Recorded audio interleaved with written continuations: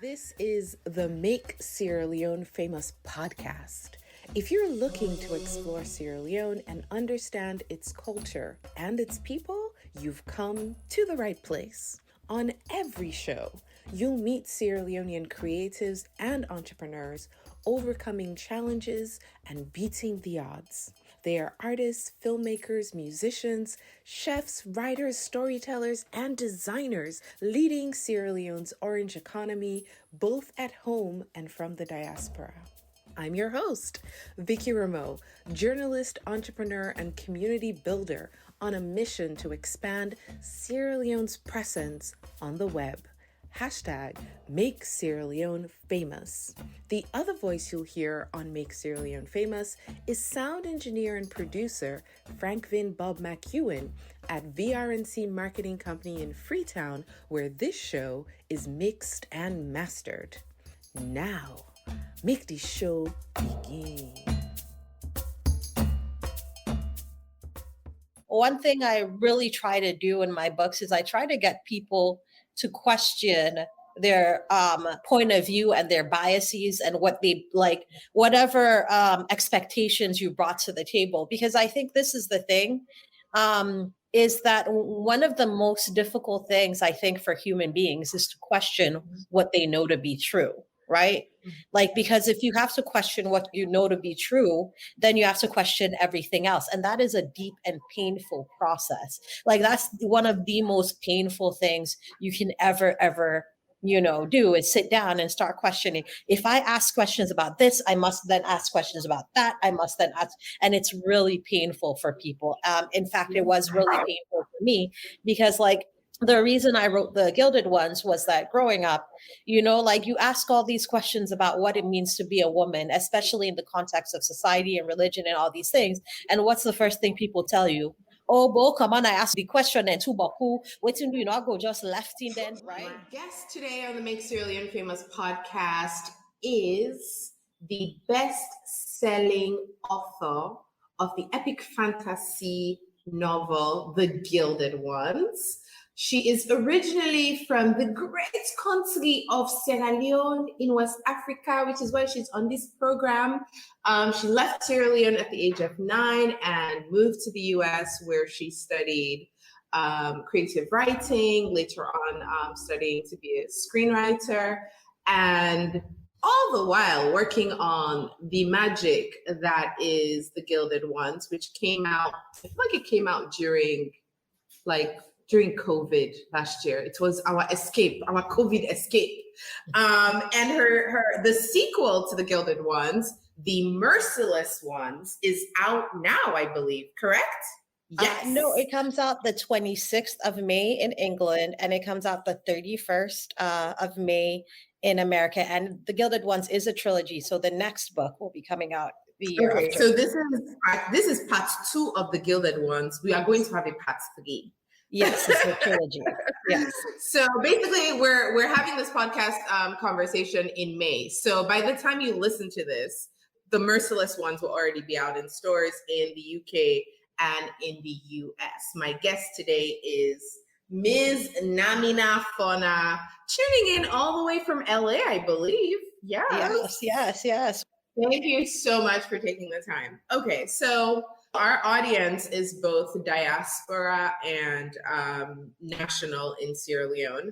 So if you've been listening to the podcast, you may not know, but the podcast now airs on radio in Sierra Leone, which means that this conversation is going to broadcast across the country.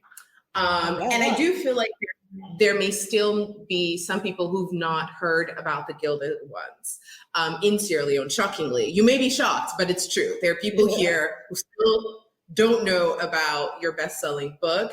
Please give us a quick synopsis. So The Gilded Ones is an epic fantasy feminist young adult novel that's set in an extremely patriarchal country where there's a group of women who are considered demons because they're faster and stronger than all the regular people. But then actual demons come into this country, and the humans give these girls who are called the Alaki, by the way, Mhm. they give them a choice, fight or die.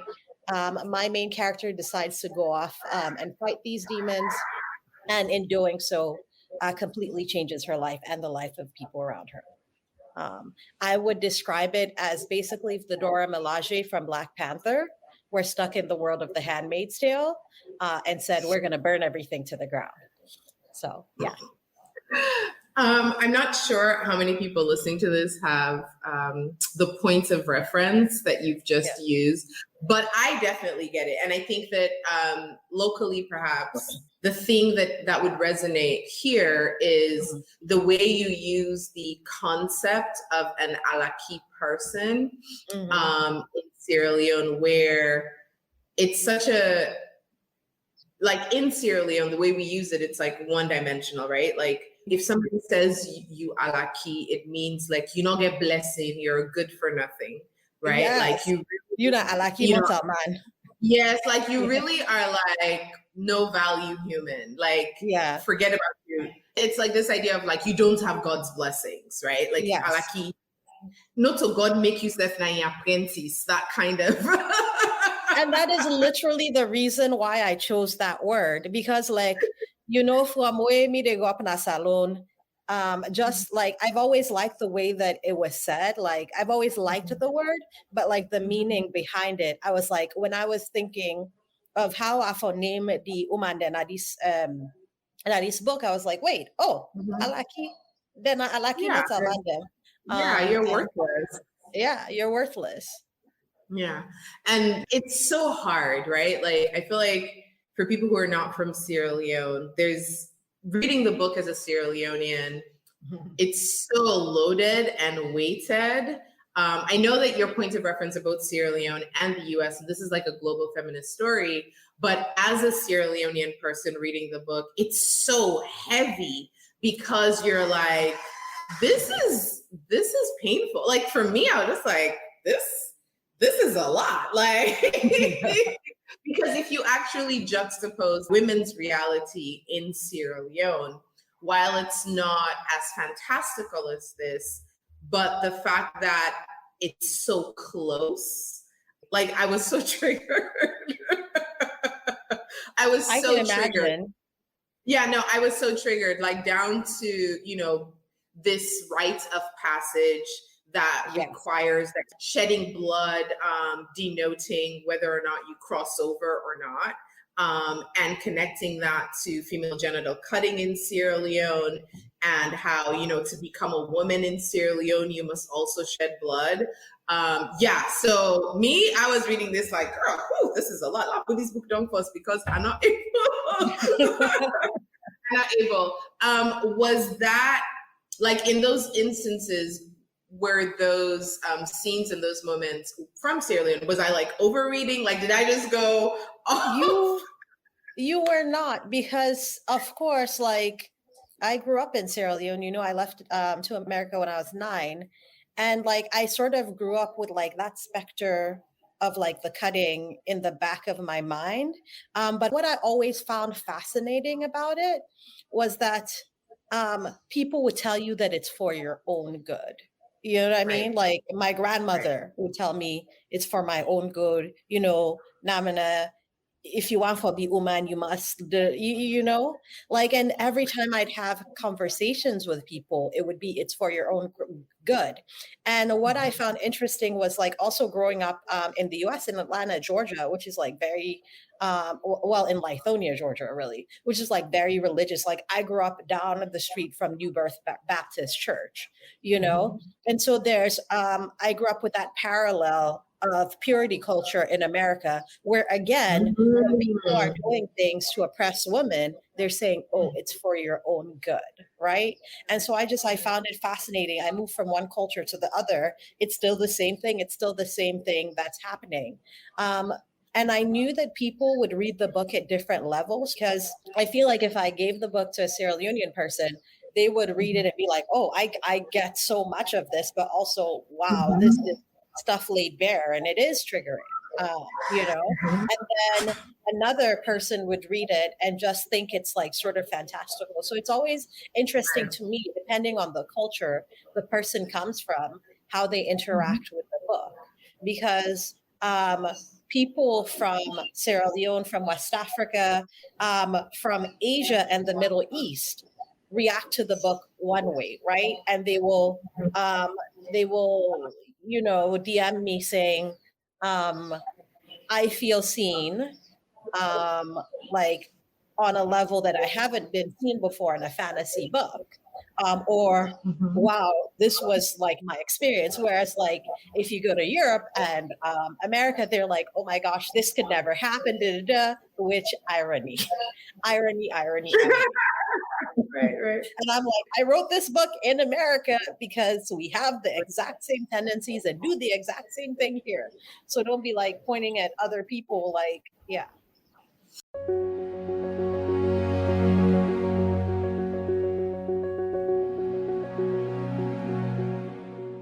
The Make Sierra Leone Famous podcast is made possible by .Blue.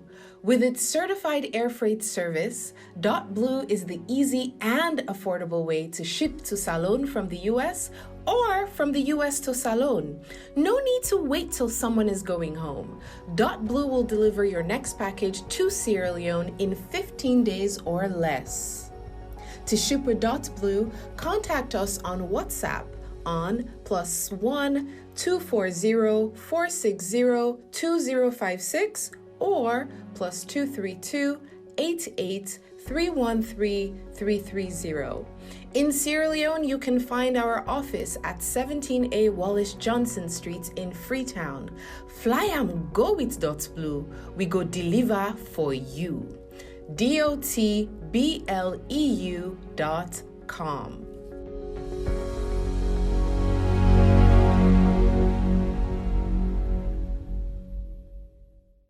No, I mean, when you just mentioned purity, actually, it just reminded me of the fact that, like, when I was younger and I used to talk to my grandmother about female circumcision here in Sierra Leone, she actually told me that, like, when she was young, she was told that if they didn't cut off your clitoris, it would just keep growing, and that the clitoris itself was like an unclean thing. So part of what she was told and grew up believing was that circumcision was hygienic. Yes. And so when you just talked about purity, it's like, oh, right. It's really literally like two sides of the same coin. I know that you were working on this project for a long time, and like many writers of color in the US who don't find, you know, when you're telling a certain kind of story because of who's in the, you know, publishing world, that it's so, rejections are common, right? Because people like, it's just like you, in fact, rejection is more so the more common than triumph, than winning, than, you know, especially when it's like, yeah, this is fantasy, but at the same time, there's so much of this that's like an own story, right? Like your own voice, telling a story that is about your culture, you know, having a fantasy book about that's people of color, period, right?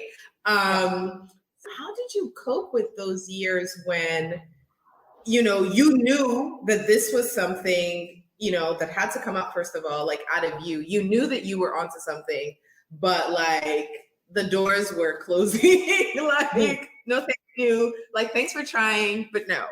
How did you cope with that psychologically as a creative? Badly. Those were horrible years, you know, because I knew that the book was good, and I knew that because like the Gilded Ones isn't the first book I went out with. Like, it took me 12 years to get an agent, because I started, I believe, in like 2006 writing. I was an undergrad, wrote my first book there, right? Because at that time it was like my family was like, yeah, going to law school, right? And I was like,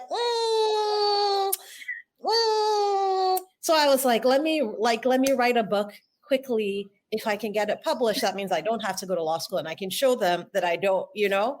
So I wrote a book. I wrote 2 books in undergrad, sent them off, nothing. And I was like, this is interesting. People are telling me they're good. What is happening here?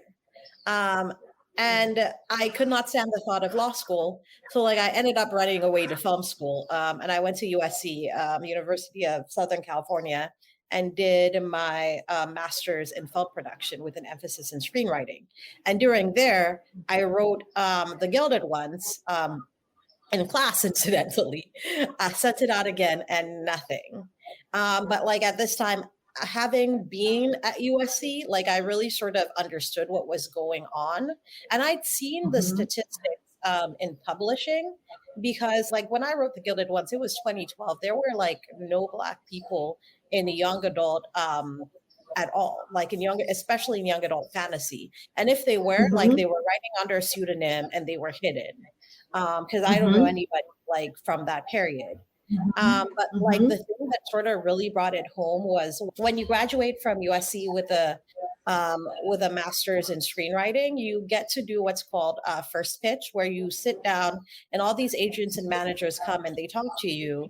And you bring them your portfolio. So they're supposed to read your portfolio, and if they like it, they're supposed to like offer you representation. So it's the dream. You graduate from film school, you meet an agent, you meet a manager, you sell something, and then all of a sudden you're rich and famous, blah, blah. I sat down to this during first pitch, and one after another, managers sort of and agents sort of dismissed me. And then finally, I came to this one agent who had just been hired to full agent, which is like a huge deal at one of like the big companies. So I guess he was really feeling himself when he looked at me straight in the face and he said, your shit's really good, but nobody wants to see stuff from Black people. And when he said that to my face, it confirmed everything that I already knew in my gut. And like that sent me spiraling, right? Because imagine at this point, I've spent however many years, I've gotten a degree like from the best film school in the world.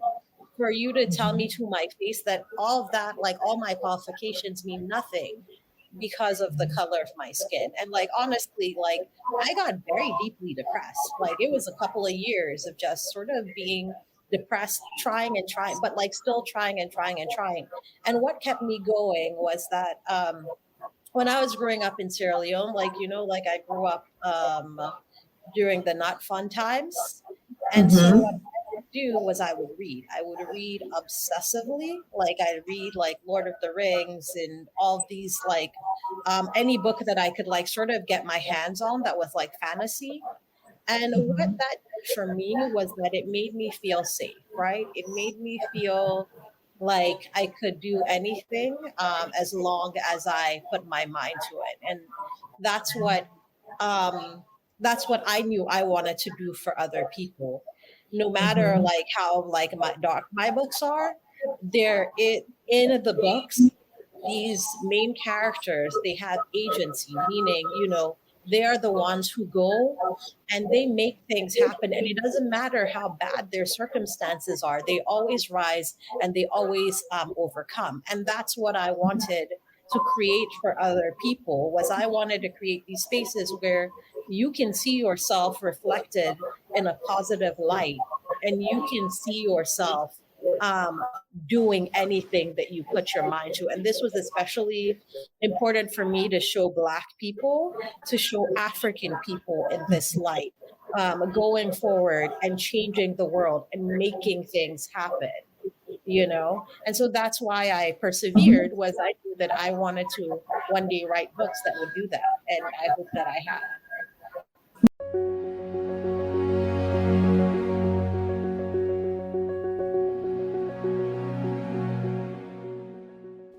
The radio broadcast of the Make Sierra Leone Famous podcast on Radio Democracy 98.1 is made possible with a generous grant from the Asma James Foundation. The Asma James Foundation empowers women and girls with mentorship, scholarship, and life skills training. To make Sierra Leone better for girls and girls in Sierra Leone better, visit the Asma James Foundation at asma, that's ASMAA, james.com. And now, let's go back to the show.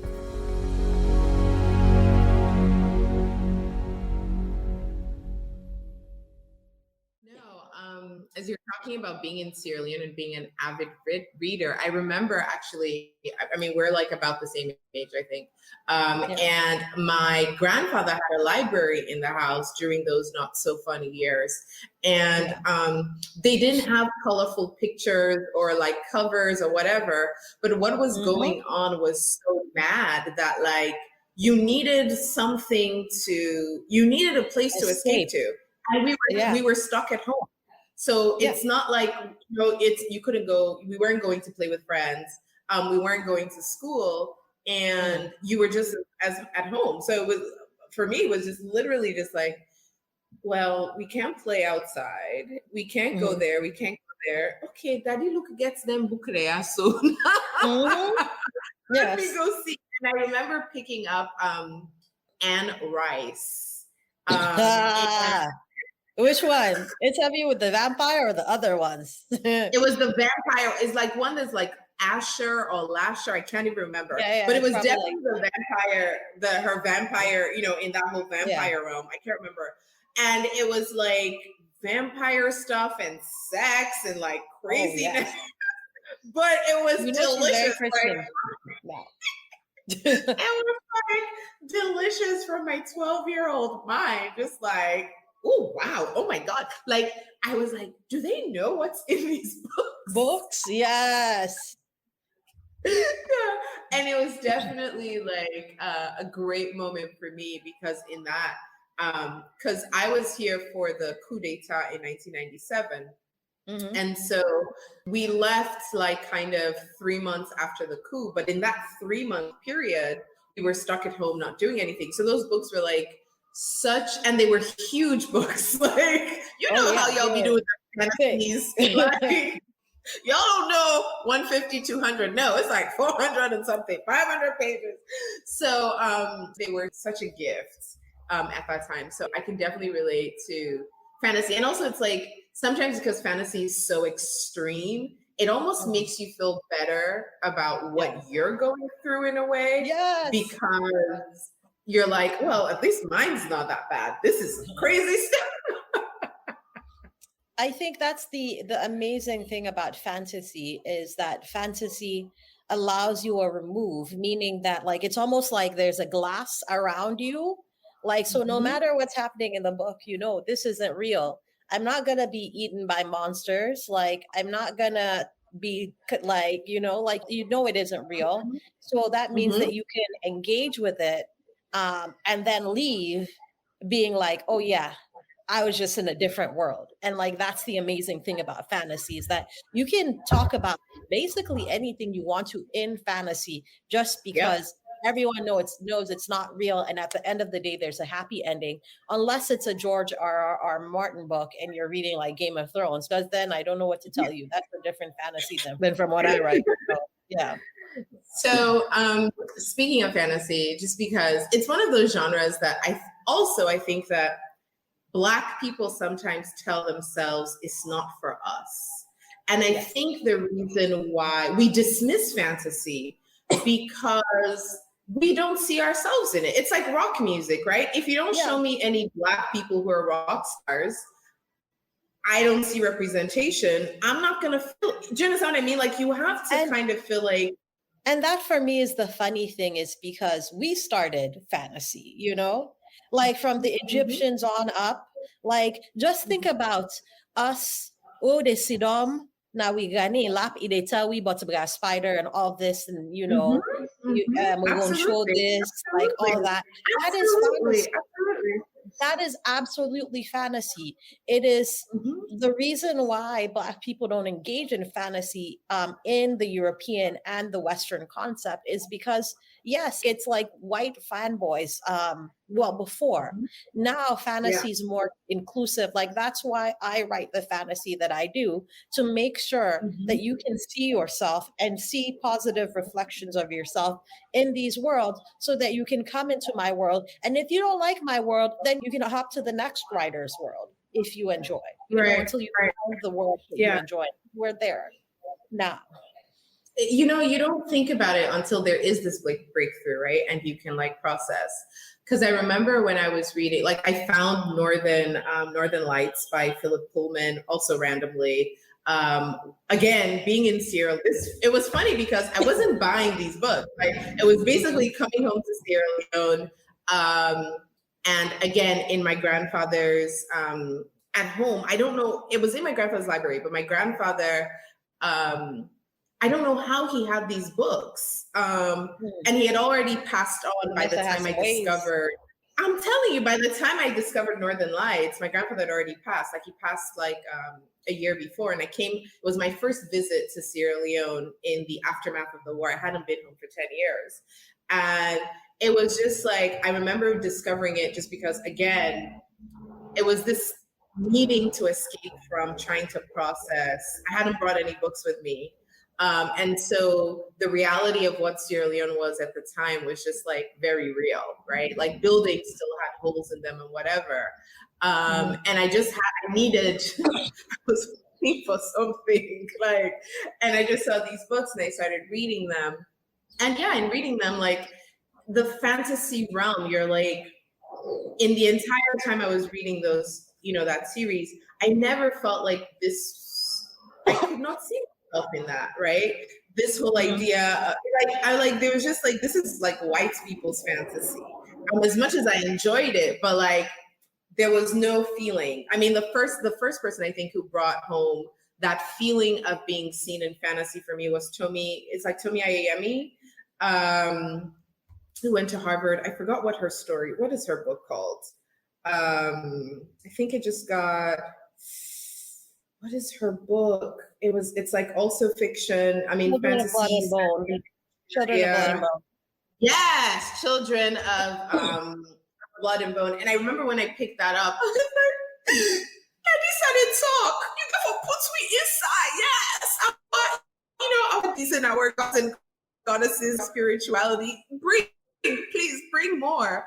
And when I got your book, it was the same feeling of this, like us finally, take us there. And it's such a great period because there's a lot of like Afrofuturism also in art, and African artists and creatives kind of embracing and projecting us in genres that like what? Black people are not in the future. What is this?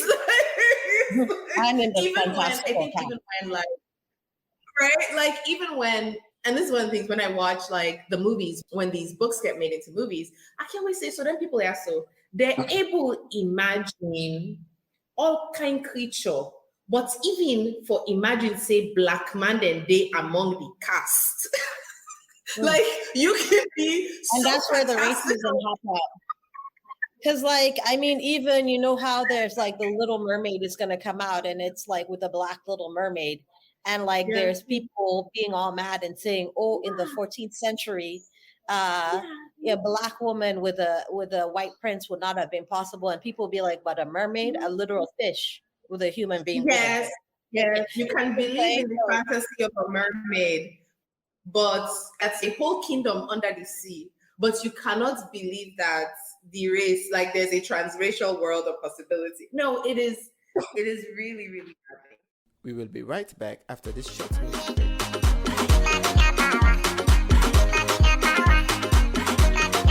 Sugar Entertainment.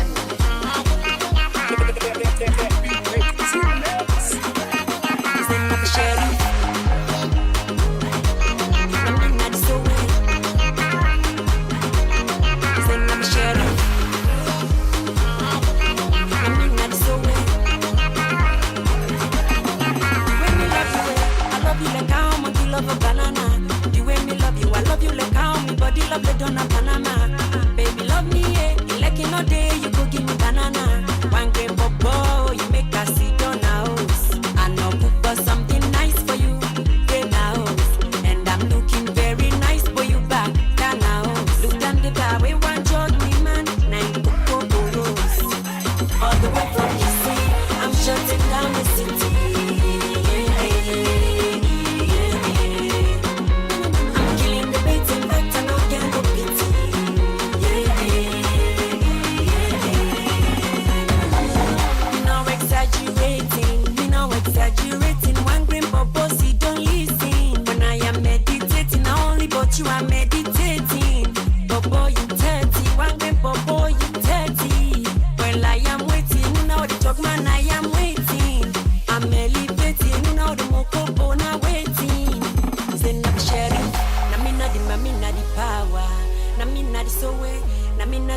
memuna. Namina di party from ya to go let and me entertain you. The way me love you, I love you like how much you love a banana. The way me love you, I love you like how my body love it on a banana. Baby love me, like you know day. That was Zainab Sharif with Mamina Power. And now let's head back to the Make Sierra Leone Famous podcast.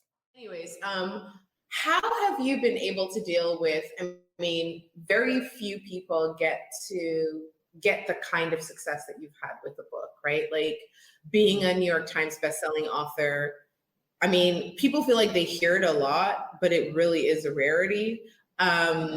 Has your life changed? Has there been like this transition? What's the biggest change that's happened for you as, you know, as an author, as a human being, as a Black woman? Well, as a human being, I'm not poor anymore, so that's really nice.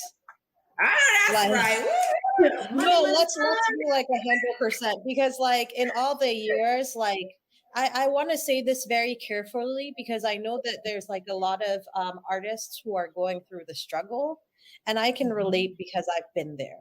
And I will tell you that my privilege has been that I know the reason I could continue for so long was because I had a family that I knew would never let me starve, like would never let me Right. be homeless. They were like highly disappointed in me for like years, like a decade.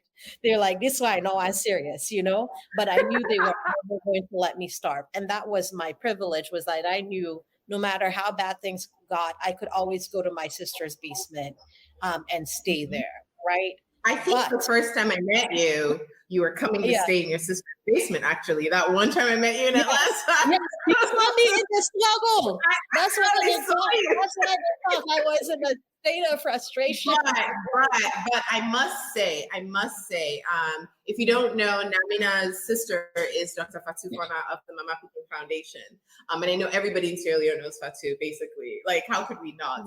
But I must say, to her credit, from where Asabi Fatou, like, physically Sabiam, from the first time, and this is like at least a decade or more, she always said, my sister's a writer. And she always said that my sister's going to do great things. Like the way she spoke about you was truly from a place of love and light, and just like she believed it. Like even if we don't know what's called, Fatou knew and she believed, and she always spoke that and spoke this kind of success that you have now behind your back. I will tell, like, and also she would name drop you in every conversation. I would tell you that much. Like, this is before the book, like even long before like we knew the book was coming. Like it was just like always like my sister Namina, my sister, oh Vickie, I love what you're doing. My sister Namina.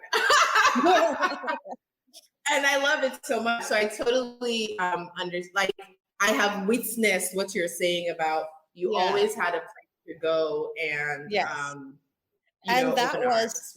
And that was my great privilege, right? Like, so when we talk about the things that allow you to become an artist, this is it. Like it is knowing that no matter what happened, Fatou was never going to let me be homeless, right? But that being said, you know, like I was an adult who did like struggle to find like a full-time job, or even like a job that would like pay a living wage. So I was always poor. I was always struggling. I was always broken. I was always sort of looking around at other people like they get it. Like, you know, they're able to live like a life, like a full life. And for some reason, I can't. Why can't I figure this out? Why can't I figure this out? Of course, I was in the struggle, right? So, but like, the best, like I will tell you, like the best thing is like being able to go to the grocery store and afford all the things that I want and not worry about it. Like we can say all the amazing things about being a writer, but just financial stability has been like the best thing, because it's not fun to be broke. It's not fun to be poor. So like I am highly, highly grateful for that.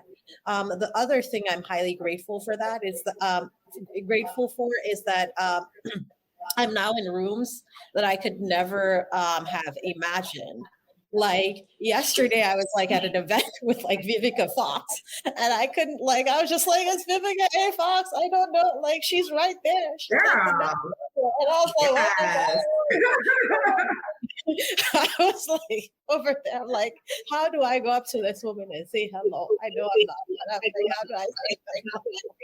So that's You go up and say, hi, my name is Namina, okay? Like, yes. No, I think, I mean, in America, of course, I feel like, yeah, that's ultimately the thing, right? Once the door opens, it doesn't necessarily shift who we are as Black creatives, et cetera, et cetera, et cetera. Like the realities are still there, but you're in the room, you're at the table, you're in the conversation, you are referenced. You know, when people think of who's in the space, you're there, right? Your name, you have top of mind.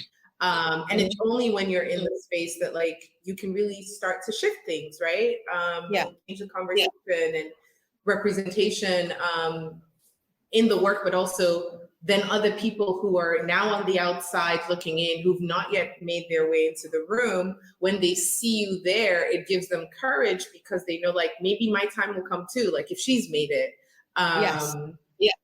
you know, hope, because being a creative and an artist, I mean, throughout this whole series, we've been talking to creatives, both in the diaspora and here in Sierra Leone. And it's a lonely path. It is a difficult path. It is, there is literally no glory. No. I think that's the thing. It's the interesting thing about Sierra Leone is that the artists aren't celebrated, but artists, writers, intellectuals, these are the people who hold our culture and our history. And not only that, move us to the next level in the world. Like, yeah, you can have like all the other careers and such, not saying that like they're all important, yes, but like in order to move to the global platform and to get our stories out there, we need artists and creatives, and we need for people like for the creatives to be supported. Like, you know, like we need for them to be supported, to be held, to be thrust forward. Yeah.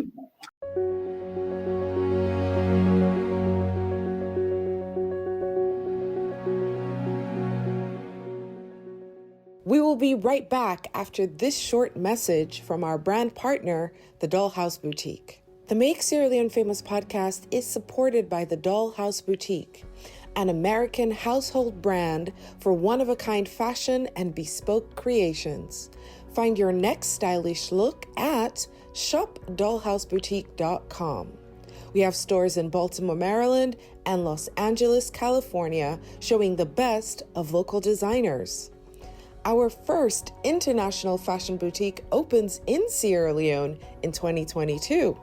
Until then, find us on Instagram at Dollhouse MT Vernon. That's Dollhouse MT Vernon. And now, make we go back to the show.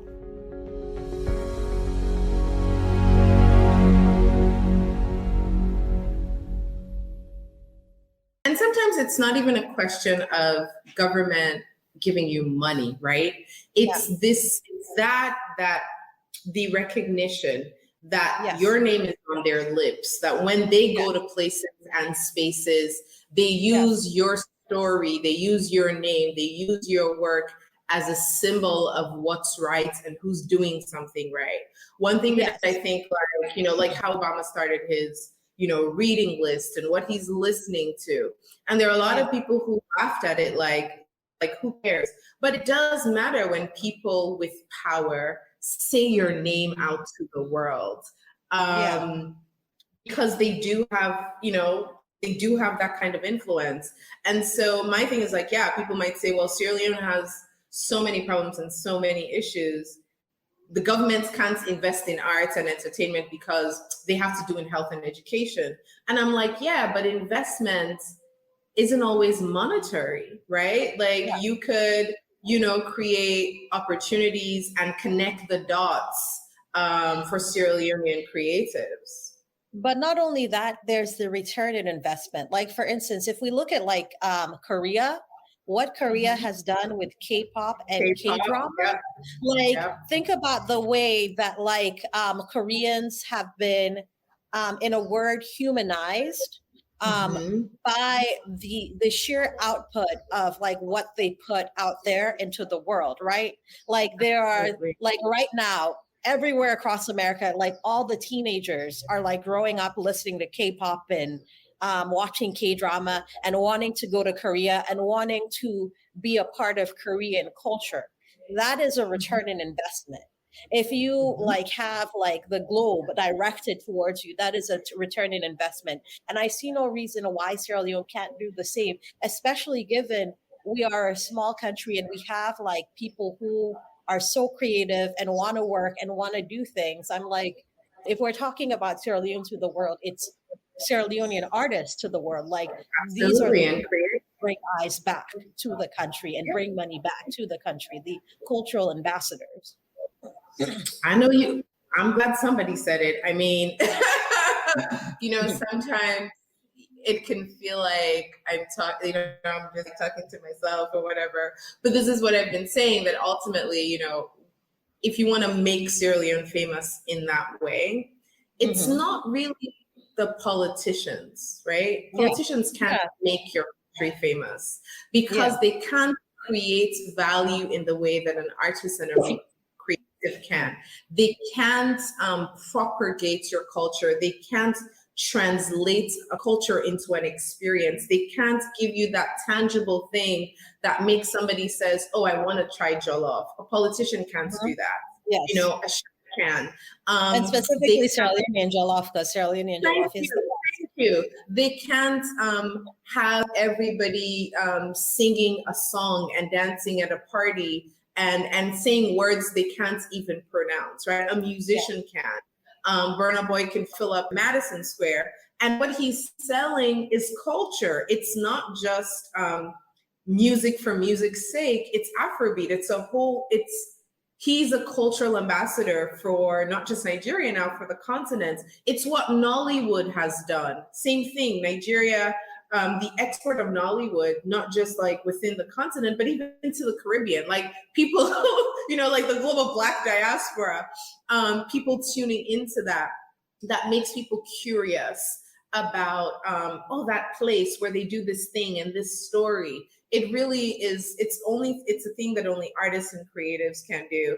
And which is why, you know, writers, you know, like your book is so important because there's no way anyone is going to read this book knowing who you are, knowing what the inspiration is, and not be curious about Sierra Leone, right? Or not like the next time they hear Sierra Leone, what they're going to remember is the Gilded Ones. Like, oh, you're from Sierra Leone? Oh, right, like the author, you know what I mean? Oh, like this.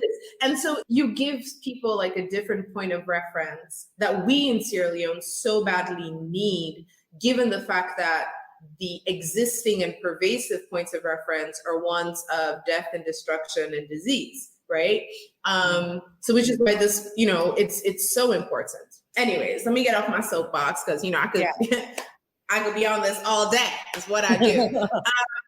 Tell me about the Merciless Ones. At the end of the Gilded Ones, the main character discovers that she is in fact, really is a demon.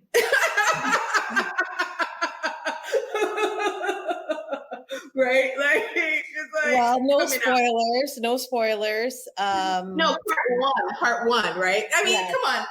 Yeah, so don't get wild for little if you got to stay on that. For the book. Now. You don't know, you know it. Well, so where are we going? Where are we picking off in the Merciless One? Where we're taking off from in the second book is that Deka is now basically the right hand of the gods. And she is like sort of on this quest to like consolidate Otera, which is the kingdom in the book. And she's sent off on this mission because like there's this priest doing awful things. And so she's sent off to go assassinate this priest. But when she gets there, she starts to learn that things are not what they seem, that what she has been told by the mothers, the gods in this book might not be true, and that there might in fact be other gods in Otera.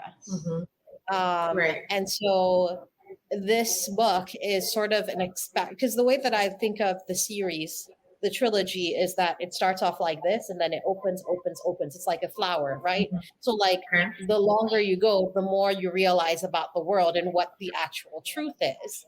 And so with the second book, Deka is again confronting everything that she thought she knew to be true, and going on like a massive adventure full of fights and romance and lots of fighting and fantasy and all of that.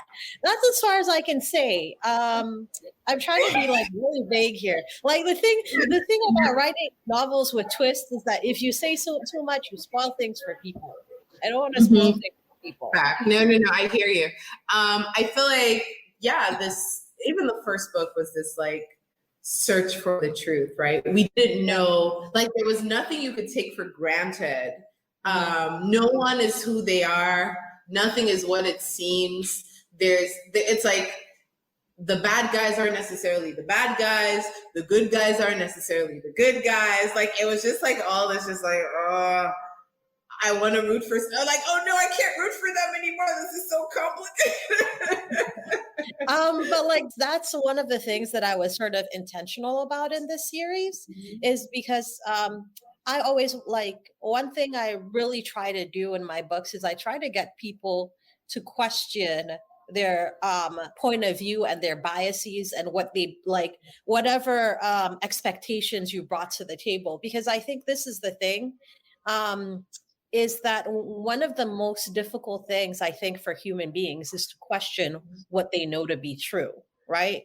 Like, because if you have to question what you know to be true, then you have to question everything else. And that is a deep and painful process. Like that's one of the most painful things you can ever do, is sit down and start questioning. If I ask questions about this, I must then ask questions about that. I must then ask, and it's really painful for people.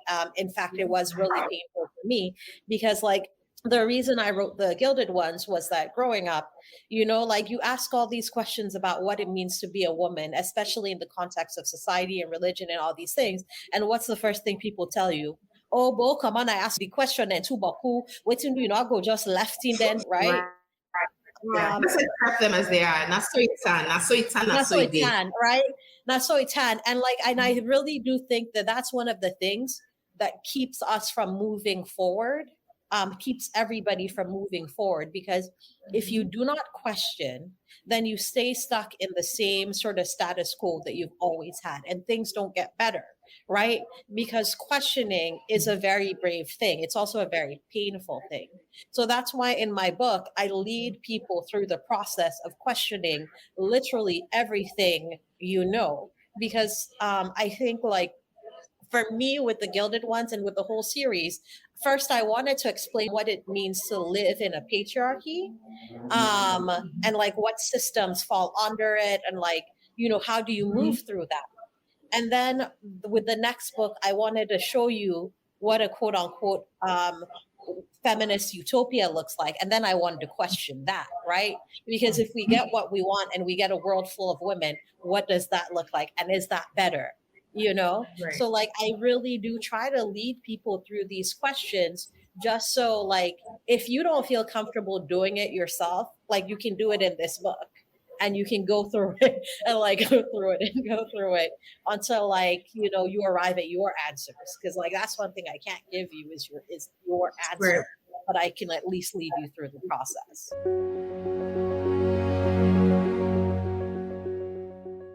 Like what you hear? Don't forget to leave us a review. Your reviews make it easier for others to find this podcast. Don't forget to share it with your friends and family. I believe you said is out this month, right? Both in the UK and in the US. Mm-hmm. Okay. But I'd also heard, and maybe this is just like one of those Fatu rumors, et cetera, that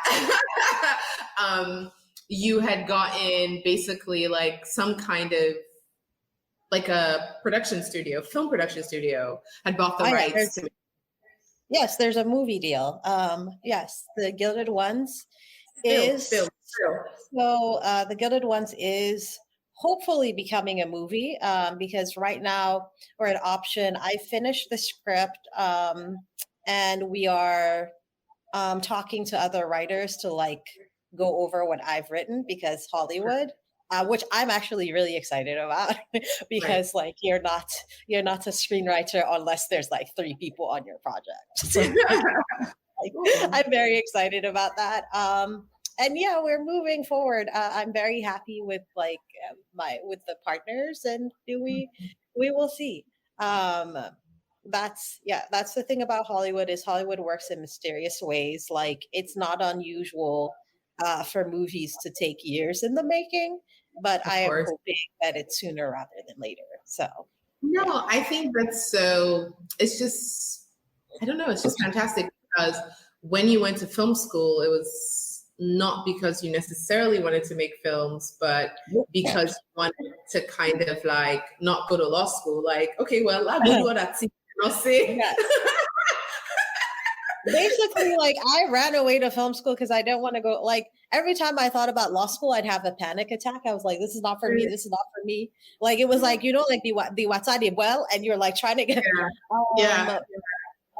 I went because I was like, okay, if I can do this like 3-year film degree, I can figure out what I want to do in the industry. And of course, I went there only to discover screenwriting, which.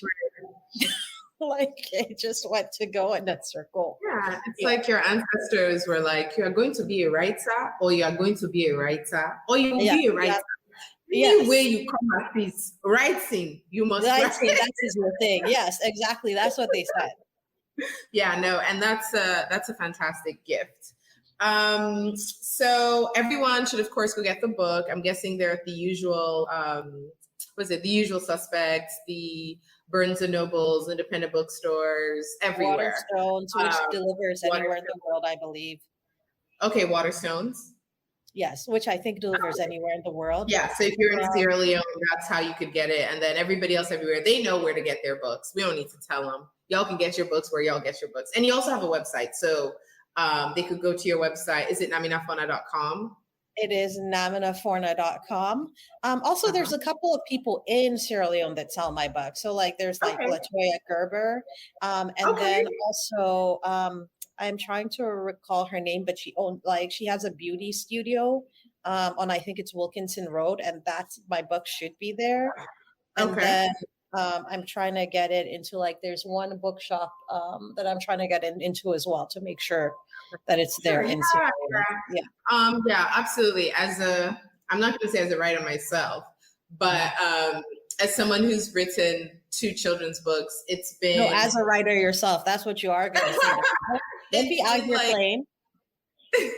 My big joy has been being able to print the books in Sierra Leone and have them available in Sierra Leone, because as much as I want to use my books to share our culture with the world, for me, I also know that children in Sierra Leone also do not have access to their culture in their learning materials. And so it was really important to me that like, I have to find a way that this book can be easily accessible in Sierra Leone, because otherwise I would have done, it's like, like a grave injustice because this is the audience that I want to serve.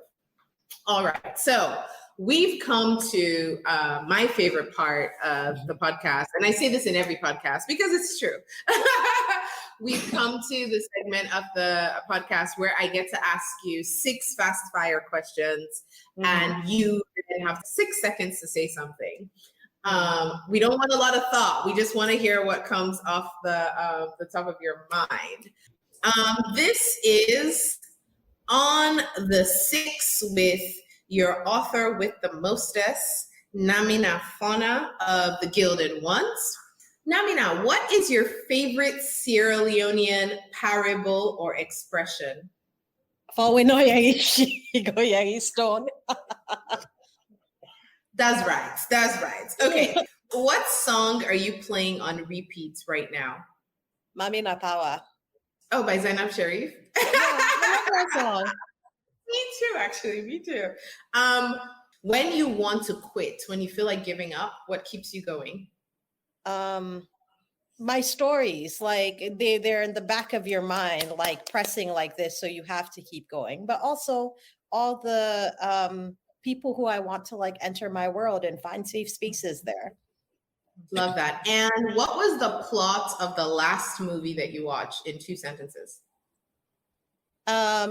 Aliens invade Earth, but they invade like the worst place ever. A shitty council estate in London where the kids are like, hell yeah, we're gonna like F the aliens up. And it's wonderful. Attack the Block. My favorite movies. I love that movie. Everybody needs to go see it. Great. I'm picking it lucky. Love it. And last but definitely not least, who is one Sierra Leonean who inspires you, dead or alive? My sister Fatu, of course. She's amazing. Like one day I'll grow up to be like her eventually. No, we want you to be like you, so she can be like her. Because if you're like her, you wouldn't be you. So we want you. We want both of you. Thank you so much for coming on the Make Sierra Leone Famous podcast. It's been such a treat talking to you. Thank you for listening to the Make Sierra Leone Famous podcast. Until next time, ta-ta!